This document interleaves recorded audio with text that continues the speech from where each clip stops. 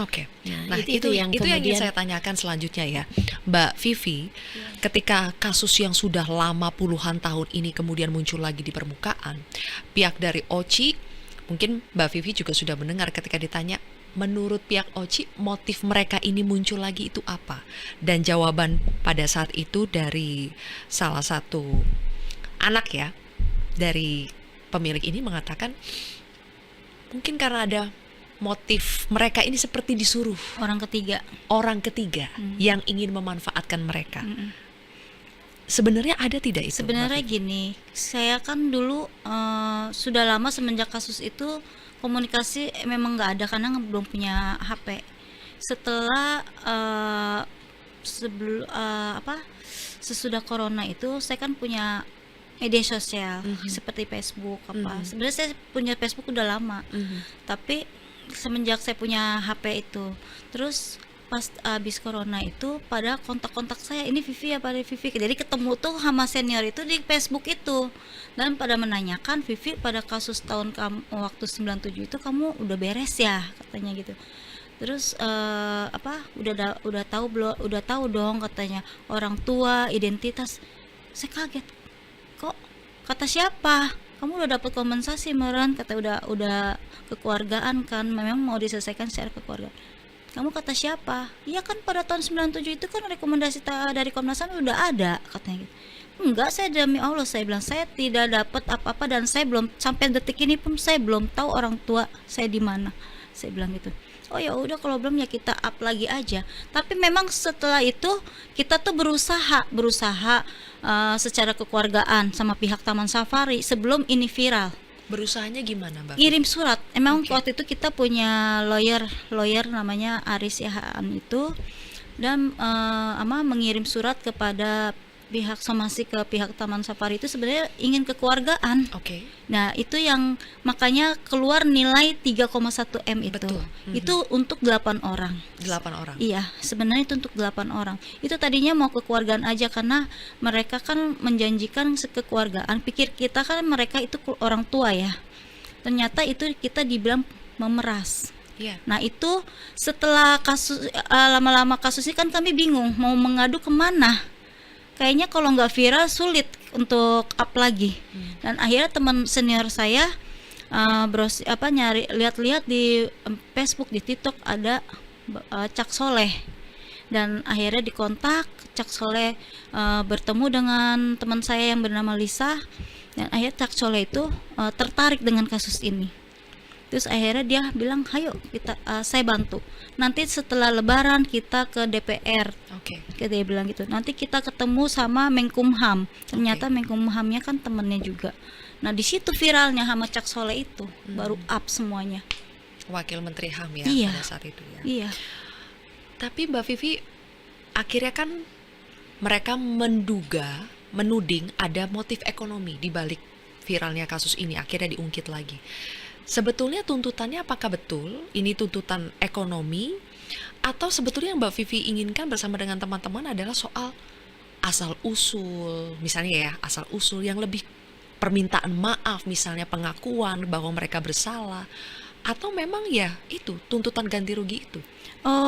Saya tuh minta orang tua. Saya minta tuh orang tua. Saya bilang pengen tahu di mana orang tua saya, kalau masih ada tolong kasih tahu, kalau udah meninggal kan ada makamnya. Terus sama identitas saya cuman minta itu waktu itu.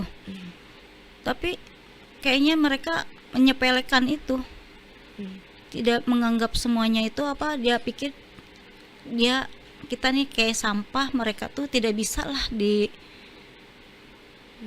dihukum gitu. Itu yang kami minta, hanya itu waktu itu. Jadi bukan motif ekonomi adalah yang utama. Bukan. Kami Kalau- memang minta identitas. Identitas Iya. ya, asal usulnya. Iya, karena saya kan sampai sekarang belum tahu identitas saya. Saya pakai identitas palsu untuk sekarang. Identitas palsu itu maksudnya? Bikin umur gimana sih? Oke. Umurnya asal-asalan gitu. Jadi tanggal lahir di KTP. Iya, itu semua palsu. Itu saya asal-asalan bikin aja karena saya nggak tahu tanggal lahir berapa. Saya Nama lahir tanggal Vivi itu berapa. dari mana? Nama Vivi itu memang udah diberikan dari mereka Taman Safari, orientasi sirkus. Waktu saya kecil nama saya udah Vivi. Mereka yang memberikan. Adakah tuntutan juga Mbak Vivi untuk mereka harus dihukum. Iya, karena perlakuan mereka terutama Pak Fran itu tidak manusiawi menurut saya. Saya pengen mereka dapat hukuman yang setimpal apa yang mereka perbuat sama kami. Jadi di antara 3 bersaudara ini yang paling Paling- banyak memukul itu Kalau saya Pak Fran. Pak. Kalau waktu di sirkus Pak Yansen juga mukulin pakai sendal bakyak. Itu saya pernah sampai ngompol-ngompol takut sama Pak Yansen, sampai ngumpet di kolong mobil sampai saya diseret-seret itu. dari mereka kan Mbak Vivi ini adalah bentuk kedisiplinan ya. Mereka harus disiplin dan pada saat itu ini bukan menormalisasi ya, tapi pada saat itu yang namanya orang tua main tangan itu banyak gitu. Pada saat itu apakah Mbak Vivi sudah merasa ini wajarlah orang tua seperti itu, atau dari situ pun sejak saat itu pun Mbak Vivi sudah merasa ini kelewatan deh. Parah Kalau banget deh ini misalnya tindakan pendisiplinannya. kalau disiplin nggak sekeras itu ya, menurut saya mukul itu menurut saya terlalu keras buat anak kecil. Saya waktu saya masih kecil itu terlalu keras. Bayangkan anak kecil umur 5 tahun sudah ditendang sampai ngompol-ngompol. Saya tuh ditendang sama Pak Yansen pernah. Saya umur 7 tahun kenalan sama orang, ada yang pengunjung mau kenalan nama saya, itu saya ketahuan sampai saya diseret dimasukin ke kandang macan sama Pak Yansen. Itu mungkin Pak Yansen lupa itu saksinya ada teman saya tidur di kandang macan selama 3 hari waktu itu dihukum.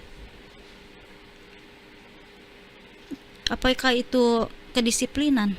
Itu karena saya cuman salah kenalan aja orang itu, padahal kenalannya nggak di luar, pagernya sangat kecil lubangnya itu saya ketahuan waktu itu, saya sampai diseret dimasukin ke kandang macan itu.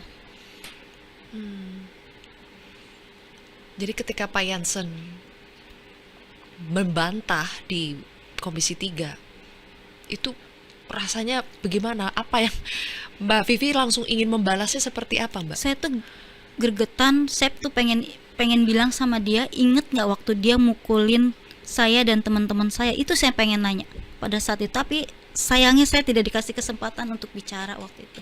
Itu saya kecewa, saya sampai nangis waktu itu juga, kesel gitu. Dari Komisi 3 itu kan menyarankan supaya ada mediasi ya. Intinya kalau bisa damai ya damai. Tapi nggak segampang itu, Mbak. Tidak Karena segampang kan itu. perlakuannya itu yang harus dihukum. Karena itu terlalu, menurut saya nggak terima, saya sakit hati itu. Sampai kapanpun saya sakit hati. Dia harus dihukum yang setimpal atas perbuatannya. Dan Mbak Vivi ini orang pertama ya yang melaporkan. Iya. Waktu itu Mbak Vivi punya keberanian dari mana sampai akhirnya kabur dan melaporkan? Karena saya waktu itu modal nekat aja. Karena kan saya terancam waktu itu. Dicari, saya takut ketangkep lagi. Mumpung saya juga ada yang nolongin waktu itu kan, mantan saya itu. Saya modal nekat aja waktu itu. Soalnya kalau saya takut ketangkep. Saya mikirnya sampai sekarang pun saya masih trauma, Mbak. Mau kemana-mana pun saya masih takut harus ditemenin. Padahal nggak mungkin dia nyulik saya, kayak yang saya selalu berpikir ada yang ngikutin saya, padahal itu nggak ya. Situ masih traumanya sampai sekarang itu, gara-gara saya ketangkep dipukulin, itu saya masih trauma sampai sekarang. Oke. Jelajahi cara baru mendapatkan informasi. Download Metro TV Extend sekarang.